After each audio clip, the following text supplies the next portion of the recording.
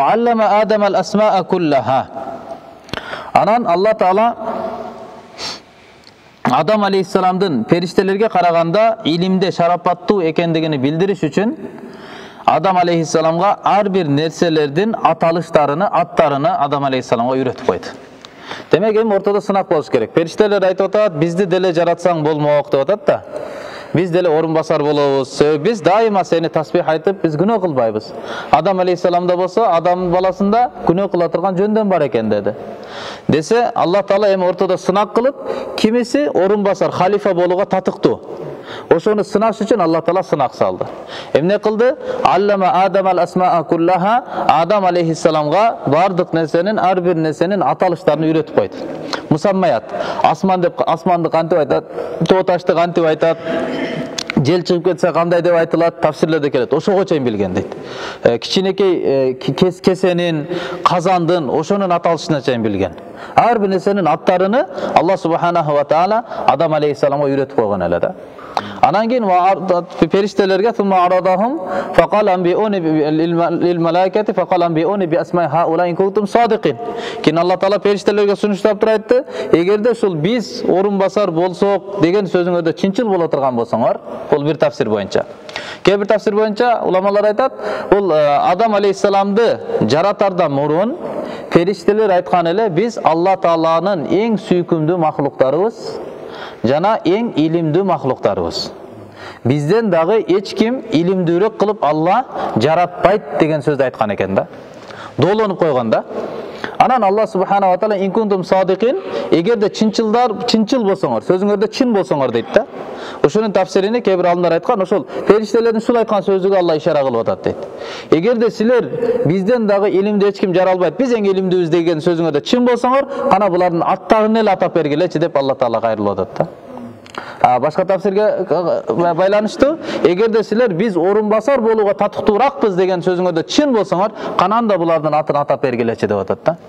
Аны ошондо не деди? Периштелер субханак ла илма лана илля ма алламтана иннака антал алимул хаким.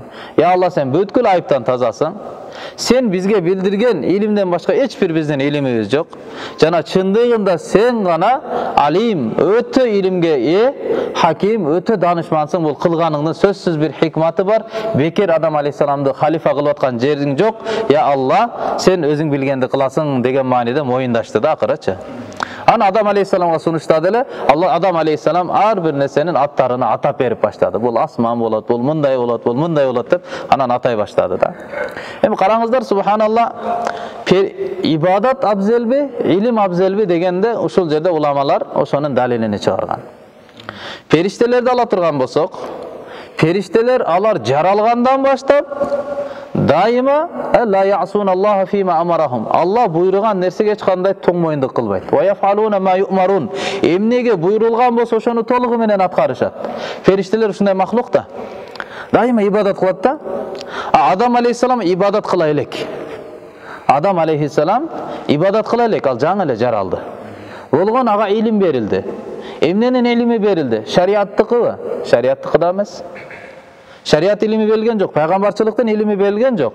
Болгону мусаммаят, жаратылыштын илими берилди. Жаратылышта эмне болсо ошонун аттарын гана билдирип койду Алла Таала.